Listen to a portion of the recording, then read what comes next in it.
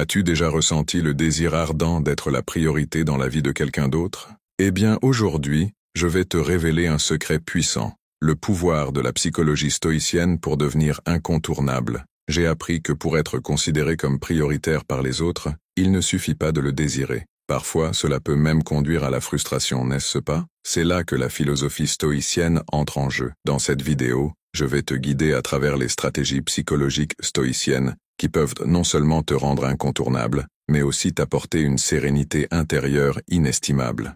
Les stoïciens avaient compris comment maîtriser cette quête complexe de reconnaissance. Pour devenir la priorité des autres, tu dois maîtriser quelques astuces psychologiques puissantes. C'est comme si tu construisais une toile de fascination autour de toi. La première technique consiste à créer une peur de la perte. Cela signifie que tu prennes du recul émotionnellement. Ne te précipite pas pour répondre à chaque message ou chaque appel immédiatement. Cela fait naître une sorte de curiosité chez les autres, les poussant à se demander pourquoi tu n'es pas toujours là. C'est comme si tu semais des indices subtils que tu as d'autres choses importantes dans ta vie. Les gens commencent à se demander ce qui se passe dans ton monde, et ça les intrigue. Ils veulent en savoir plus sur toi. Puis il y a aussi l'art d'être moins disponible pour augmenter ta valeur perçue. Quand tu n'es pas toujours disponible, les gens commencent à voir ton temps comme précieux. Tu deviens comme ce bijou rare qu'ils ne veulent pas perdre. La technique de cette aura de mystère consiste à ne pas tout révéler de toi-même, tout de suite. Garde certaines choses pour toi. Tu verras, cela intrigue les autres. Ils veulent découvrir ce qui se cache derrière cette façade, et cela les pousse à te chercher davantage. Maintiens cette aura et tu deviens comme une énigme que les autres veulent résoudre. Pour cette stratégie des stoïciens, tu peux l'appliquer dans ta vie quotidienne pour être plus équilibré